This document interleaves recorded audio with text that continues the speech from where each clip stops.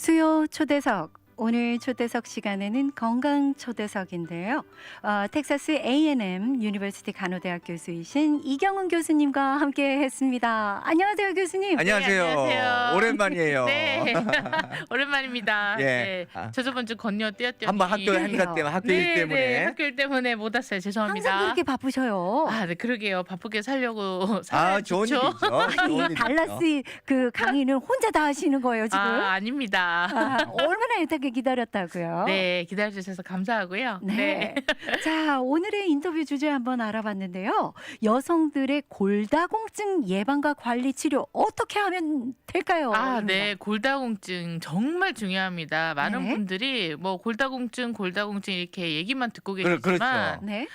특히 이제 나이가 드셔서 갱년기 이후에 골다공증으로 인한 합병증으로 돌아가시는 분들이 많이 계세요. 합병증이요. 골다공증이 죽음과 연결이 되나요 하는데요. 그렇게 무서운 병이어서요? 정말로 그 심장병만큼 네. 많이 연결이 됩니다. 어머. 그렇군요. 네네. 자, 오늘 골다공증에 대해서 한번 구체적으로 얘기해 볼 건데요. 네. 골다공증은 절대로 노인들만 생각하시면 안 돼요. 안 돼요? 네, 골다공증이 나이가 특히 노년 후에 폐경기에 자기가 걸릴 위험이 얼마나 있느냐는 청소년기에 벌써 결정이 됩니다. 그렇습니까? 네, 그렇기 때문에 오늘 떡잎부터 하는 거예요. 그렇죠. 아. 떡잎부터 관리를 잘 하셔야 돼요. 그러니까 네. 기본 미천을 티네이저 때부터 잘 관리를 하시고 평소 때 젊었을 때 골다공증 예방을 하셔야 네. 나이가 드시고 이제 폐경이 되셨을 때 내 골다공증에 걸릴 위험이 정말로 줄어들고요. 그럼 내가 늦었냐라고 네. 생각하실 수도 있지만 또 그렇지 않아요. 그때부터라도. 그때부터라도 이제는 좀 이제 기존의 골다공증 리스크가 많으신 분들은 네. 좀 더 적극적인 치료를 통해서 골다공증 가기 전에 전 골다공증이라는 단계가 있어요. 네. 전 단계. 그 전 단계에서 자기가 골다공증으로 발전하지 않도록 그럼 하시는 노력하는 것이 아. 아주 중요합니다. 그렇겠네요. 그러니까 예방 그러네요. 차원이네요. 그렇죠. 그러면 예방과 이 관리가 중요하죠. 골다공증을 아주 쉽게 풀면 네네. 저희 뼈에 구멍이 숭숭숭 그렇죠. 생기는 거죠? 칼슘에 대해서 먼저 간단하게 10초만 말씀드리면 네. 칼슘은 저희 몸에서 가장 풍부한 미네랄이에요. 저희 체중의 1%에서 2% 물론 이제 사람에 따라서 차이가 있겠지만 네네. 어쨌든 저희 몸에 있는 칼슘의 99%는 뼈와 치아에 저장이 되고요. 네. 그 1%가 이제 피나 이런 걸 통해서 근육이나 뭐 이렇게 세포 외에 존재를 하는데 문제는 이 1%가 너무 중요해요. 1%가. 저희 몸에 피에 있는 1%가 조금이라도 수치가 떨어지면 피에서 뽑아요. 왜냐하면 그거는 유지가 돼야 되기 때문에 네, 뽑습니다. 어. 그런데 또 조금 제가 섭취를 해서 많아지면 그게 또 뼈로 들어가요.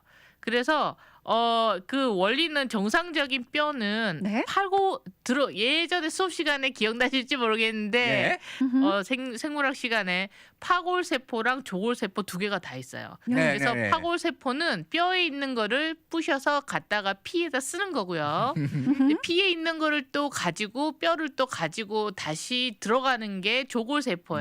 네, 네. 너무 근데 이 신기해요. 두 가지 세포가 이제 칼슘이 몸에 흡수됐다가 아니면 그 뼈에 저장됐다가 하는 거를 계속 반복해서 하는 겁니다. 우리 네. 몸은 예. 계속 그래서 이게 어떻게 보면 활발한 신진 대사의 하나의 과정이고요. 그렇겠죠. 네.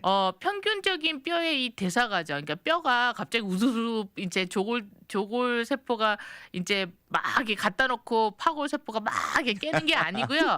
이게 천천히 3, 4개월. 그래서 칼슘 제제를 드셨을 때 효과가 보시는 게 3, 4개월이고요. 아. 또 갑자기 막 뼈가 안 좋아지는 경우도 없어요. 부러지지 않는 이상. 그래서 그래요? 임신을 하시거나 이런 여러 가지 경우에서 천천히 그냥 슬금슬금 진행되는 거군요. 도둑처럼 슬금슬금 그렇죠. 오는 네. 거예요. 그런데 이제 폐경기가 딱 되면 이 네. 에스트로겐이라는 여성 호르몬이 너무나 이 칼슘을 몸에서 지켜주는 역할을 하는 프로텍터예요. 그렇죠. 많이 들어봤어요. 그렇죠. 네. 그래서 근데 폐경하게 되면 에스트로겐이 없어지다 보니까 갑자기 이 파골 세포가 막 이게 뼈를 부시기 시작해서 아이고야. 어떻게 보면 그 폐경기 이후에 칼슘이 뼈에서 빠져나가는 속도는 네. 그 좀 과장을 하자면 모래시계 있죠.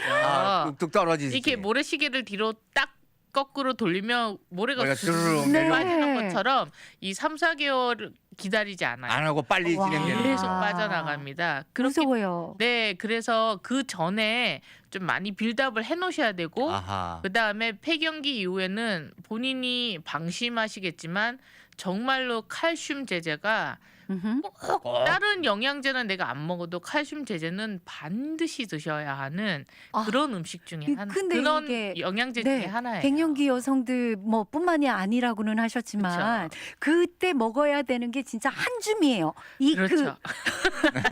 건강 보조 식품이 밥보다 네, 더 많아. 그러니까 제가 말씀드리잖아요. 어렸을 때부터 칼슘 보조제를 먹어서 왜냐면 어렸을 때는 출생하고 성장기를 지나 성인이 될 때까지는 뼈는 그 조골세포가 더 활달합니다. 그래서 뼈에 저장하는 게 훨씬 많아요. 네. 쓰는 어렸을 것보다. 때는 그래서 어렸을 때 충분히 먹어줘야 아하. 피에 있어야지 이게 흡수가 되거든요. 네, 그렇다면 쉽게 풀면은 어렸을 때부터 네. 그렇죠. 칼슘은 섭취를 많이 해줘야 돼요. 꾸준히 하는 아니, 것이 네네. 네. 평소에 뼈를 튼튼하게 하는 방법이다. 그렇죠. 저는 이미 글러 먹었어요. 아니요. 어렸을 때 칼슘 그 멸치도 안 먹었고 우유도 한 방울도 안 먹었거든요. 네. 말씀 잘하셨어요. 네. 칼슘 섭취를 생각할 때 저희가 뭐 멸치랑 멸치랑 우유. 우유예요. 근데 우유 한 방울도 우유 안 같은 먹었어요. 경우는 이제 먹었을 때 너무 과도하게 섭취하면 또 칼로리나 이런 게 있고요. 근데 네. 이제 뭐 스킴밀크나 1% 이런 게 칼슘에 좋은 그게 되지만 그 몸에서 막 이렇게 흡수하는 그거를 따라가려면 하루에 막 서너 잔씩 마셔야 되고 아, 그래요? 멸치 같은 경우는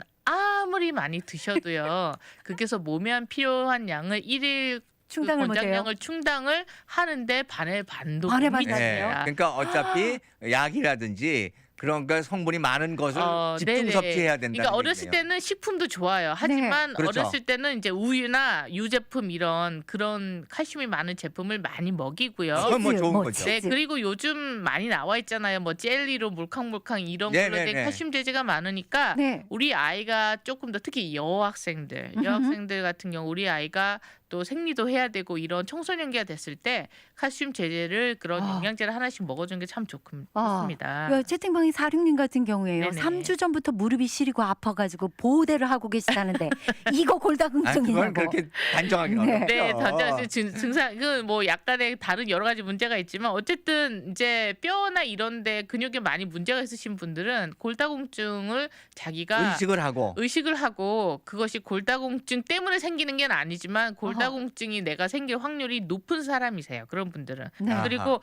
30대가 딱 되면 30대 초반에 자기가 가질 수 있는 몸에서 그 조골세포, 파골세포의 밸런스가 가장 최고일 때예요. 네. 그리고 다르게 말씀드리면 30대부터는 남성이건 여성이건 이제 칼슘이 몸에서 이제 더 빠져나가는 것이 아. 쌓이는 것보다 더 쉽다라고 그렇게 얘기를 하죠. 네. 그때부터는 더 필요한 거죠. 그렇죠. 남성분들은 폐경기라는 것이 실질적으로 호르몬상에서 없기 때문에 여자들보다는 골다공증이 걸릴 확률은 적고 조금 위험량이 적다는 적다고 거죠. 해도 원래 또 어렸을 때부터 뼈가 약하신 분들이 있어요. 그리고 있죠. 담배, 아하. 술이 음흠. 뼈에서 칼슘을 많이 빠져나가게 술, 담배가. 합니다. 아. 그러니까 술, 담배를 과도하게 하신 분들은 남성분들도 골다공증이 생깁니다. 네. 네, 아우, 네네. 위험 요소들을 많이 가르쳐 주셨습니다. 네네네. 남자들도 생기는 거였군요. 그렇죠. 그리고 여성 경우 골밀도가 어렸을 때부터 또 이제 이 운동하고 관련이 있어요. 액티비티. 네네. 네. 그래서 어렸을 때 운동을 많이 하는 여자분들 같은 경우는 칼슘이 많이 쌓여요. 그래요? 네, 몸에 뼈가 단단하게 돼. 그래서 어렸을 때부터 운동을 하라고 하는 게 이런 물론 섭취도 중요하지만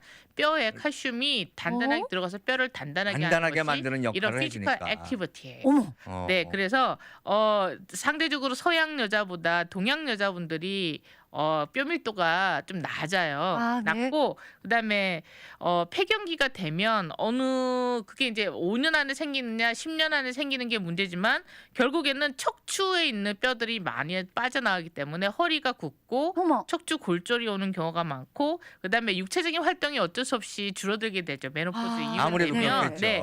그래서 어쨌든 여러 가지 면에서 서양보다 동양, 특히 그래요? 한국인, 중국인 이런 에이지언 분들이 골다공증 걸릴 확률이 높은데 네. 저는 그 예전에 할머니들 이렇게 등급 부신 거 네. 많이 흔히들 봤잖아요. 콩밭을 너무 많이 이렇게 그리고 호미로 매가지고 그런 줄 알았죠. 근데 그런 분들은 또 칼슘 섭취가 적죠. 그럴 저희에 수밖에 비해서 없겠죠. 예전에는 야채 위주나 이런 게 됐기 때문에 그 저기 칼슘 섭취가 상대적으로 유제품 이런 게 자주 드시진 않았으니까. 그러니까 와. 지금 말씀을 듣다 보니까 아까 네. 비교하셨지만은 이런 그 미국 여성보다 우리 한국 여성분들이 또 한국의 젊은이들이 보면은 운동할 틈이 없어요. 맞아요. 네, 그게 이거 가장 큰 문제예요. 가장 큰 문제고 어떻게 보면 미국의 교육 프로그램이 그런 면에서는 그렇죠. 운동을 많이 하도록 많이 만들어 주잖아요. 네네네. 그런 게 다 이유가 있는 거군요. 네, 골다공증은 지금 한국에서는 참 이제 많이 이슈화하려고 노력을 하고 있어요. 이 네. 골다공증이 제가 아까 말씀드렸다시피 왜 죽음과 직접적으로 연결이 되냐면 물론 심장이나 이런 하이 콜레스테롤이나 뭐 하이 블러드 프레셔, 당뇨 이런 거는 당연히 그것이 이제 혈관을 막고 그다음에 심장 기능을 떨어뜨리고 하는 것도 있지만 이렇게 골다공증이 있을 경우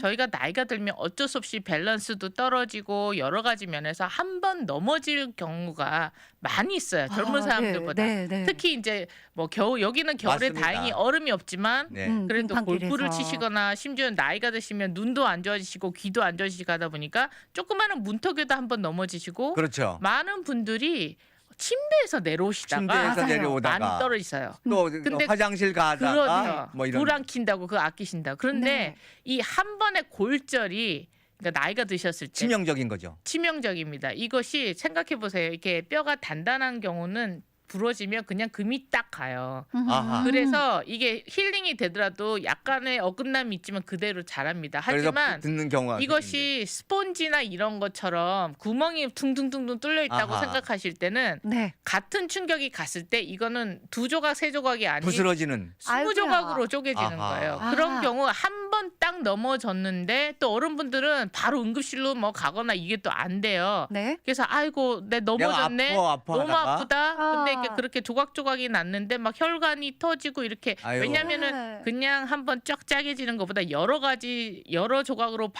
이렇게 흐트러지게 뼈가 부러지면 그게 혈관이나 파편들이? 조직을 네. 뚫고 나갈 확률이 아이고. 많아서 네네. 그런 경우가 손상이 더 심한데도 불구하고 참으시는 거예요. 참으려고. 밤에. 아이고. 내가 이 새벽 2시에 내 아들 딸들을 깨우면 안 된다 이래가지고 참으시고 그러다가 그 다음날에 입원 왔어서 병원 가셨을 때는 이미 벌써 수술을 하셔도 제대로 안 붙는 경우가 많아서 이제 그때부터 이제 다리를 저신다든지 아니면 아예 휠체어에 앉게 되시는 경우가 많이 계세요. 오. 이 단순한 이 골다공증 관리가 왜 중요하냐면 이렇게 해서 한 번 휠체어에 앉게 되면 그때부터 걷는 것도 못하지 신체 활동이 더 떨어지고 그래서 혈압, 당뇨, 그다음에 운동 관리는 전혀 안 전혀 되겠죠. 못하니까요. 합병증이 그래서 유발되겠다. 여러 가지 합병증이 우르르 거기다가 이제 밖에 못 나가고 내가 평소 때 정말 막 활동적이고 사람들 만나고 좋게 이러는데 휠체어를 타고 다닌다고 생각했을 때 네. 그것이 다 어려워져요. 또 그래서 정신적으로도 우울증 예. 이런 것들이 우울증으로. 많이 오고 그래서 수명을 아주 많이 단축시켜요. 단축시키는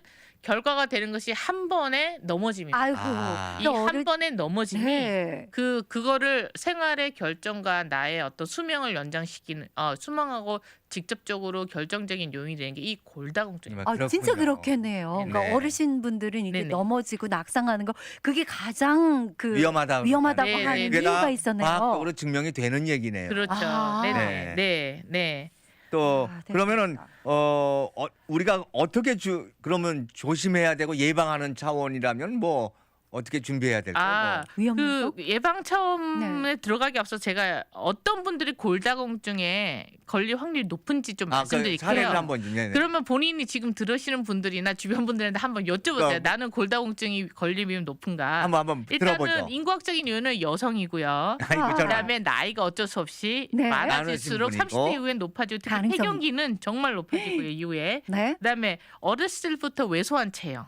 일단 뼈 아. 골격이 낮으신 분, 아, 네네. 네, 그다음에 작고 마르신 체형, 그리고 이제 경제적인 수준에 이런 것에서 먹는 거에 신경을 많이 못 쓰시는 그런 분들이 평소 때 그러니까 이게 1, 2년이면 괜찮은데 30년, 40년 동안 내가 유제품이나 누적이 우유나 아하. 이런 거에 전혀 신경을 안 쓰고 살았다 이러신 분들은 네, 당연히 영양결핍. 그렇죠. 네네. 아니 높고요. 그것도 있을 수 있지만요. 네. 요즘엔 그 선택적으로 다이어트를 너무 그 그렇죠. 아주 극단적으로 하잖아요. 예, 중요한 걸 집어주셨어요. 위험한 거네요. 예. 티네이저 때 내가 이렇게 이쁘게 보고 싶어서 다이어트 하는 게 정말 이게 나중에 50대, 가서는 60대 후에서는 큰일 납니다. 큰일 납니다. 네. 네네. 네네. 잘 먹으면서 다이어트 해야 되고 오히려 잘 먹고 운동하는 것이 좋아요. 제일 좋은 네, 거죠. 역시 그렇죠. 운동입니다. 키로 가죠 나중에. 알지만 힘든 게 그렇죠. 그리고 그럼요. 유전학적인 소인이 또 되게 강합니다. 아, 네. 면 그래서 힙이나 관절 이런 쪽에 이제 그런 골절을 자주 당했다고 이제 주변에 뭐 외할머니 특히 여성계 쪽에 그런 히스토리가 생각이 나시는 분들은 본인이 일단 위험이 높으신 거고요. 네네. 그 다음에 어렸을 때 초경이 되게 늦으신 분, 네. 그 다음에 폐경이 아주 빠르신 분. 그 말이 뭐냐면 에스트로겐을 내 몸이 늦게 만들기 시작하고 빨리 에스트로겐을 셧다운 시키시고 제가 아까 말씀드렸지만 칼슘 건강은 에스트로겐하고 정말 연결이 되기 때문에 네. 내가 조기 폐경이 되거나 특히 이제 수술을 하셔가지고 수술적으로 왜 이제 자궁만 이렇게 적출하시면 괜찮지만 난소까지 덜어내시는 이런 아, 분들은 네. 수술적인 폐경이라고 하는데 이런 아하. 것들은 젊었을 때 오시니까 앞으로 살아갈 날이 많은 동안 그러니까 폐경이 빨리 온 거잖아요. 그렇군요. 그리고 높고 그다음에 임신은 어쩔 수 없이 횟수가 많을수록 골다고 그러니까 자녀가 많으신 분들은 어쩔 수 아무래도 없어요. 예. 자식들이 쪽쪽 내필 통해서 다 아, 뽑아갔는데 저런 네 그렇고요. 어. 그다음에 이것도 좀 그렇지만 수유 기간이 기셨던 분들 어쩔 수 없이 모유수를 통해서 또 뺏기니까. 몸에서 뽑아서 자식한테 어. 간 거고요. 네. 진액을 그다음에 그냥 쪽쪽. 네네네. 네.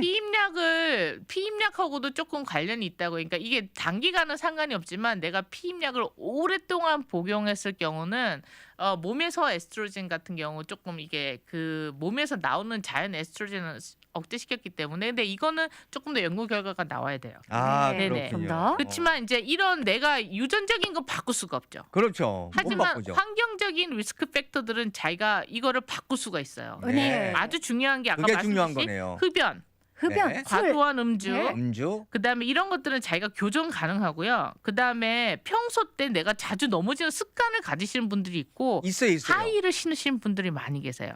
그런 거는 본인이 바꾸셔야 돼요. 아, 건강을 위해서. 그렇죠. 그리고 네. 이제 여러 가지 약물 치료를 하시는 분들이 있는데 그런 약물 치료를 받으실 때 특히 뭐 항경련제나 자기가 관절염이나 이런 걸 통해서 어렸을 때부터나 젊었을 때 네. 스테로이드 이런 치료를 받으셨던 분들은 네. 이거는 칼슘을 막 뽑아내는 약물 부작용이에요. 그래서 아. 내가 평소 때 어떤 약을 스테로이드나 이런 성분이 있는 것을 성분이 있는 것을 평소 때 약을 프리스크립션을 드시면 의사한테 프리스크립션 다시 리필 받으러 갔을 때 이게 내 뼈 건강하고 연결이 되냐 내가 바이타민 D가 들어간 칼슘을 먹어야 되냐라고 한 번 더 확인하시고 네. 그러니까 제가 이런 약을 먹으시는 분들은 찾아서 더 드셔야 돼요. 아, 네. 네네. 그리고 뭐 운동은 당연히 좀 해야 되는 그렇죠. 거고. 그리고 이제 폐경이 좀 다른 분보다 특히 50세 전에 오시는 분들은 내가 인지를 하셔야 돼요. 내가 이게 폐경이 빨리 왔기 때문에 자연적으로 골다공증 위험하니까? 걸릴 확률이 높으니까 다른 분보다 더 신경을 신경을 신경 써야 쓰고 된다. 조심하고. 그렇죠. 음흠. 네네. 그러면 이게 칼슘이 이제 얘가 해결책으로 이제 핫하게 이제 떠올랐는데요. 네네. 이 칼슘 제제 같은 거는 꼭 프레스크립션이 있어야 돼요? 아니면 오브 더 카운터로 오브 더 그냥 카운터에 있습니다. 많이 아, 있죠. 네네네. 많이 있어요. 네. 커스터나 어디 가서 그냥 네, 사다가 어떻게 먹어도 드시냐가 돼요? 문제인데요. 뭐 젤리도 있고, 근데 알약을 삼키시면 속이 불편하신 분들이 있는데 저희 엄마가 좋아하시는 거는 카라멜이에요. 아하. 카라멜. 네, 어. 근데 어떻게 드시는가는 중요하지 않아요. 네. 하지만 일단 우유로는 절대로 그 양이 커버가 안 식품으로는 되고요. 커버가 아하. 안 되고. 네, 그리고 한 가지 또 제가 꼭 말씀드리고 싶은 게 이 오브 더 카운터에 나와 있는 용량들이 막 원래는 이제 1회 권장량이 500mg입니다. 아하. 네네. 근데 거기 1000, 2000 이런 게 과다. 좋아. 과다해. 많을수록 좋아. 이래서 한꺼번에 드신대요. 아니죠. 많이 드셔도 몸에서는 받아들이는 건. 500g밖에 안 돼요. 그럼 다 네. 이제 그래서 배출돼요? 가장 좋은 네. 것이 뭐냐면 500g 그게 큰 용량 된 걸 싸게 사세요. 그래서 쪼개서 하루에 3번을 나눠서 드시는 게 가장 좋아요. 하루에 3번을요? 만약에 네. 1,000짜리를 샀으면 2쪽을 내서 그렇죠. 아. 500g어치만 네네. 횟수를 맞춰서 아침 먹어라. 저녁으로 그래서 아무리 많은 용량을 드셔도 한 번에 섭취하는 건 섭취하는 500g밖에 안 거는 된다. 500g 아하. 한 번에. 그러니까 가장 좋은 것은 아침 저녁으로 500g을 두 번 번으로 나눠 드시는 드시고 오. 그다음에 골다공증이라고 본인이 이제 진단을 받거나 정골다공증이 되면 네. 500g을 쪼개서 3번을 드시고 그다음에 흡수를 빠르게 하는 약물을 드시고 이러시면 아, 됩니다. 그래야 그런 돼요. 요령이 네네. 있군요. 네, 바이타민 D가 꼭 들어가셔야 되고 네. 아시지만 바이타민 D는 밖에 나가서 햇볕. 야외산. 햇할 때 피부도 흡수가 하니까요. 아하. 그럼요. 네, 그리고 겨울철에는 비가 많이 오거나 날씨가 흐리기 때문에 바이타민 D가 모자랄 수 있으니까 젊으신 분들도 요즘은 클리닉에 가셔가지고 바이타민 D 주사를 맞으세요. 네. 네. 그러면 몇 개월 동안 바이타민 D가 걱정 안 해도 되는군요. 네네네 그런 것도 한번 생각해 보셔야 네네. 돼요. 아, 그렇군요. 네. 아주 통쾌한 강의예요, 진짜. 쏙쏙 오늘 수요 초대석 시간에는 건강 초대석이죠. 텍사스 A&M 유니버시티 간호대학 교수이신 이경훈 교수님과 아주 열띤 강의를 지금 하고 있습니다. 골다공증 그러면 얘가 이제 칼슘이 길이다라는 거를 알았는데요. 네네네. 그럼 이 골다공증의 예방과 관리에 대해서 좀 더 디테일하게 알아봐야 네, 아우 되겠어요. 저한테 시간을 좀 많이 주셨으면 아이고, 하는데요. 이거 네네. 근데 어쩔 수 없이 네네. 간략하게라도 말씀드릴게요. 일단 골다공증이라고 하는 거는 그 골절이 정말 잘 일어날 수 있는 그런 그 뼈에 밀도가 확 줄어들어 가지고 네. 결국 조그만 충혈에도 골절이 오고 그다음에 나이가 들어서는 이제 그 골절이 아까 말씀드린 것처럼 사망의 주요 아주 기본적인 원인 여러 가지 문제를 발생시킬 수 있는 원인이기 때문에 네네. 정말 그 골다공증 전일 때 자기가 그거를 진단을 받고 음흠. 이제 관리를 해가면서 그 골다공증으로 가지 않도록 예방하는 것이 정말 중요하고요. 대부분의 골다공증 환자분들 같은 경우는 정말 골절이 자기가 생겼을 때까지 그 전에는 내가 뼈가 얼마만큼 안에가 꽉꽉 차여 있는지 안 보이잖아요. 들어볼 수가 없잖아요. 그렇죠. 이게 스폰지 같은지 아니면 딱딱 들어차서 찹쌀떡 같은지 그렇죠. 네네. 그래서 또 서서히 진행이 되기 때문에 효과적인 치료 시기를 놓치는 경우가 많이 있고요. 네. 하지만 제가 여러 번 강조하지만 가장 좋은 예방은 성장기 때, 정장기 때 어렸을 때와 청소년기 때 적절한 칼슘 운동하고 피지컬 액티비티를 해서 네. 아. 골화를 촉진시켜 놔야 됩니다. 네. 벌써 뼈를 단단하게 만들어 놓아야지 놔야 그게 오래 그렇죠. 간다는 거죠. 네네. 어쨌든 가장 중요한 건 내가 이제 나이가 들고 40대 되면 뭐 대장 검사 여러 가지를 많이 하시는데요. 그때 아마 추천 받으시는 게 본 덴시티 인덱스 아. BMI라고 하는 아주 간단합니다. 밀도 저기 검사. 발 뒤꿈치 뒤에다가 간단한 걸 딱 대고서는 이거를 측정하면 그 몸의 전반적인 골밀도가 나와요. 아하, 네. BMI라고 하는데요. BMI. 네, 그래서 제가 그 의사한테 가서 내가 저기 본 덴시티를 측정하고 싶다. 마이 본 덴시티를 측정하고 싶다. 본 덴스리. 예, 본 덴스를 측정하고 싶다라고 얘기를 하시고 본인의 BMI를 알고 계시는 게 가장 중요하고요. 예. 혹시라도 우리 아이가 왜소하고 다이어트를 많이 하고 운동을 안 한다 싶으면 그 피디아트리션 그 소아과한테 가셔서 우리 아이 때문에 내가 이거 걱정된다 본 때문에 네네. 그러면은 네. 청소년기 때 그게 저희 나라 최근 연구 결과가 많이 나왔어요. 저희 나라 정말로 그 다이어트 뭐 이런 그러게요. 네, 맞아요. 그다음에 운동을 하지 못하잖아요. 못하는 저희 나라 분들이. 아카데믹 프레셔 때문에 그래서 청소년 골다공증이 지금 아주 심각한 어허. 상황이에요. 하지만 청소년 골다공증은 앞으로 30 전에 교정할 여지가 많지만 네. 나이 들어서 생긴 30대 이후, 50대, 60대 그러게요. 이후의 네. 골다공증은 저희가 네. 교정할 여지가 많지 않아요. 청소년 골다공증처럼. 그래서 어쨌든 진단을 해서 내 뼈가 어떤 덴시티가 상태인지를- 얼마인가 그것이 가장 기초적인 그러겠네요. 단계고요. 네. 그러면 여러분들이 아마 세 가지를 들으셨어요. 노말이다. 네. 그다음에 오스티오가 뼈라는 단어예요. 네. 오스티오피니아라는 단어를 들으실까요? 피니아, PENIA는 그러니까 골다공증 전 단계를 단계다. 오스티오피니아라고 하고 네. 그다음에 오스티오포로시스, 포로라는 게 이제 그 방울이거든요. 그러니까 예, 구멍이 공- 생겼다는. 네, 포. 오스티오포로시스는 구멍이 벌써 뚱뚱 생긴 아하. 골다공증이다라고 아, 이해하시면 네. 되는데 많은 분들이 오스티오피니아 단계에 오래 머물러 계세요. 본인이 오스티오피니아 단계시면 전 골다공증 단계시면 그 예방할 수 있는 여러 가지 방법이 있는데요. 일단은 식사 개선을 하셔야 되겠죠. 네네. 단백질도 중요합니다. 단백질, 칼슘, 바이타민 D를 균형 있게 섭취하셔야 되고요. 그다음에 적절한 노출 이런 거 하시고 중요한 거는 과도한 흡연과 음주를 정말로 삼가하셔야 되고요. 정말 삼가해야 되고. 네, 그다음에 정말로 근데 내가 오스티오피니아 단계만 되셔도 폐경기가 딱 되신 분들은 아마 의사가 약물 치료를 권유를 하실 네, 거예요. 주의를 그래요? 주겠죠. 그렇죠. 그 요즘은 근데 여러 가지가 약물 치료가 있을 수 있는데 일단은 저기 여성 호르몬제를 만약에 아까 제가 말씀드렸잖아요. 네네. 저번에 음흠. 막 여러 가지 다른 증상이 있어가지고 내가 잠깐이라도 몇 년이라도 호르몬 치료를 받겠다. 그러면 이 호르몬 치료제가 아까 말씀드렸다시피 에스트로겐이 뼈에 도움이 되죠. 그래서 그렇죠. 이 호르몬 치료가 이 골다공증 예방과 치료에도 이제 그 메노포즈 증상에 대한 치료 이외에 그런 효과를 가져올 수 있고요. 음흠. 하지만 이 여성 호르몬 치료제를 나이가 많이 드신 분들한테는 다른 여러 가지 사이드 이펙트 때문에 권하지 않아요. 네네. 그러니까 완전히 폐경이 완전히 되신 분들한테는 호르몬제를 많이 권장하진 않거든요. 네. 그래서 그럴 때 같은 경우는 요즘은 이제 뭐가 나와 있냐면 그 비스포스포네이트라는 건데 여러분 많이 들어보세요. 광고 보니바라는 게 대표적인 약인데요. 보니바. 보니바. 근데 이 약은 한 달에 한 알만 드시면 돼요. 어머. 오. 한 달에 한 알만 드시면 되는데 이 비스포스포네이트 같은 경우는 이제 파골세포 신호 전달에 관여하는 물질이에요. 좀 더 전문적으로 말씀드리자면 그래서 저희가 말씀드린 폐경하고 나이가 들수록 파골세포가 더 우선적으로 그렇죠. 네네. 저걸 네, 아까 보는데 이 말씀하신 대로. 파골세포의 기능을 감소시키는 약물이에요. 그래서 덜 파괴되도록 아하. 네. 슬로우다운 시켜주는 네. 약인데요. 이 약이 요즘 되게 많이 대부분 보험으로 커버가 되고 메디케이드 다 커버가 다 커버가 되니까요. 되는 약이. 내가 그러니까 이름이 기억 안 나도 괜찮아요. 내가 일단은 저기 가서 일단 본 덴시티 검사를 먼저 받으시고 받고. 네.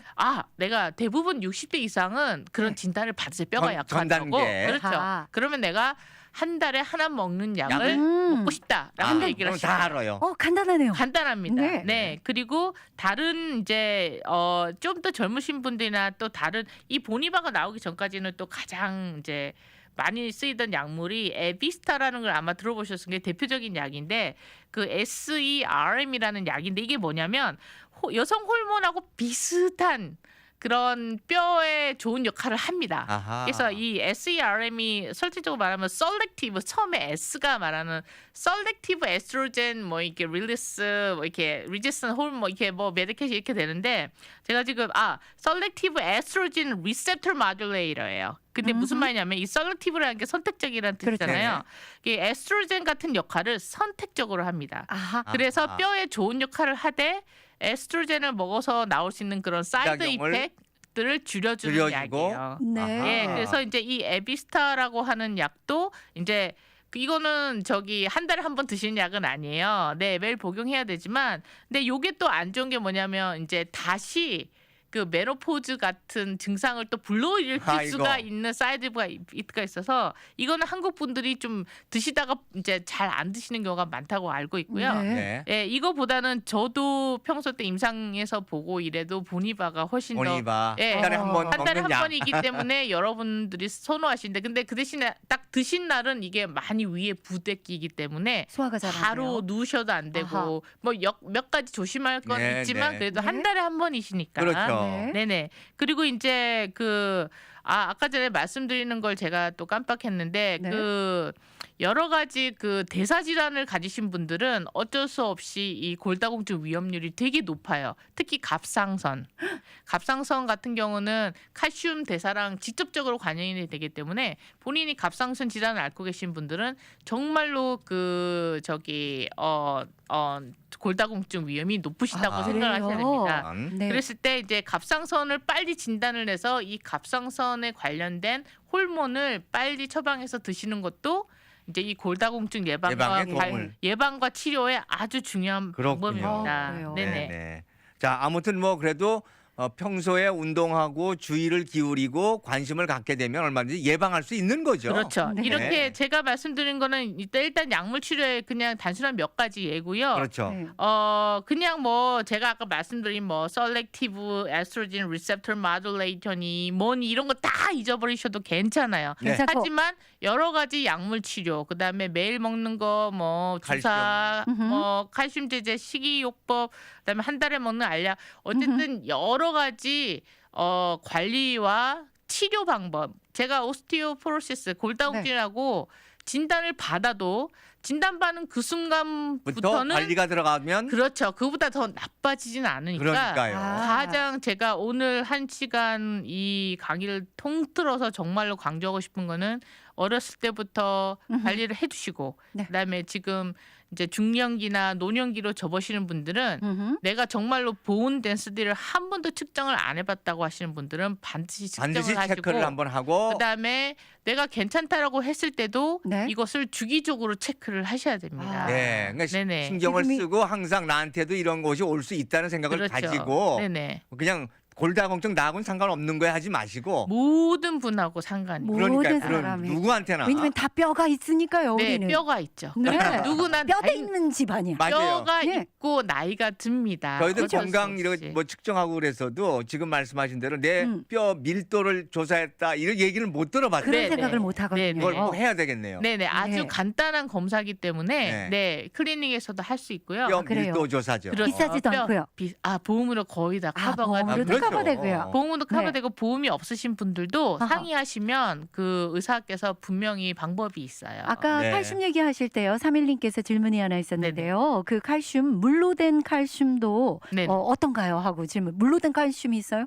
물로 된 칼슘, 그런 칼슘 제제를 아마 마시는 거나 물에 아마 타서 드시는 걸 말씀하실 거예요. 네. 네, 가루로 나온 것도 있고요. 네. 그다음에 제가 권장해드리고 싶은 거는 나이 드셔가지고 특히 저희 나라 분 같은 경우는 락토스 인토런스라는 게 있어서 우유를 드시면 설사하시는 또 안 어른들 받을 수 많이 있으니까. 계신데요. 네네. 스킨 밀크라고 하죠. 저희가 1%도 아니고 1%보다 더 연한 저지방. 네, 어른들 같은 경우는 그게 쌀뜨물이냐 우유냐 모르겠다 이러시는 거. 하지만 그 스킨 밀크에 가장 칼슘이 많습니다. 그래요? 네, 그래서 물 대신에 예. 그 스킨 밀크를 드시는 따뜻하게 해서 드시는 것도 뭐 나이 드실 때 내가 잠도 잘 안 온다 이럴 때 도움도 되시고. 네, 아, 그렇군요. 네. 따뜻하게 해서 또 마실 네, 수 있으니까. 물 대신에 스킨 밀크를 이제 한번 이제 도전해 물 보세요. 대신에 드시는 네. 것도 좋은 방법입니다. 좋습니다. 네. 자, 이게 골다공증 이겨낼 것 같아요. 이제 무서워지지 이제 무서워지지 않았어요. 않았어요. 맞아요. 네. 네, 처음에는 그런가요? 막연한 공포심이 있었는데 그렇죠. 네, 듣고 네. 나니까 네네. 그때 발견돼도 할 수 있다. 그럼요. 이거 중요한 거잖아요. 네네. 그럼요. 네. 네. 그리고 저기 어버이날 제가 또 말씀드리지만 으흠. 이 칼슘 제제는 선물에 덧붙여서 꼭 꼭 사드셔야 됩니다. 필수품. 알겠습니다. 네. 아유, 오늘도 좋은 말씀 정말 아, 감사드립니다. 명쾌한 강의셨습니다. 네, 감사합니다. 시간이 좀 짧았지만 네. 네. 그래도 엑기스는 다 음흠. 저희가 알아들은 것 같아요. 쏙쏙 엑기스를 뽑아서 전달해 드렸습니다. 네, 감사합니다. 자, 오늘 너무너무 나와주셔서 감사하고요. 애청자분들에게 끝인사 한번 부탁드려요. 네. 저 이제는 이제 이 2번 정도 더 건강 강의가 남았어요. 네네. 간단하게 소개를 드리자면 이제 다다음 주 같은 경우는 다음 강의는 이제 여성분들이 아무래도 여성과적인 염증 질환이 여러 가지가 있으신데 네. 아무래도 그거를 막 이렇게 다른 사람한테 얘기하기도 그렇고 그다음에 뭐 주변한테 물어보기도 그렇고 그래서 네. 제가 그거를 좀 꼭 집어가지고 예방 방법하고 또 정말로 시기를 놓치지 않고 의사를 봐야 될 때와 오버 더 카운터 메디케이션으로 이제 관리를 가능한 그런 여러 가지에 대해서 얘기를 할 거고요. 네. 그리고 제 마지막 그 건강 시리즈 강의가 될 것은 음흠. 여성분들 우울증에 대해서 네. 네, 제가 꼭 말씀을 드리고 이제 싶어요. 그래서 네. 이제 앞으로 2번 강의 남았으니까 예. 네, 청취 많이 부탁드립니다. 네네. 마지막 그 우울증이 하이라이트가 될 것 같습니다. 네네. 자, 오늘 나와주셔서 감사하고요. 다다음 주에 다시 뵙겠습니다. 교수님. 네. 네, 감사합니다. 감사합니다.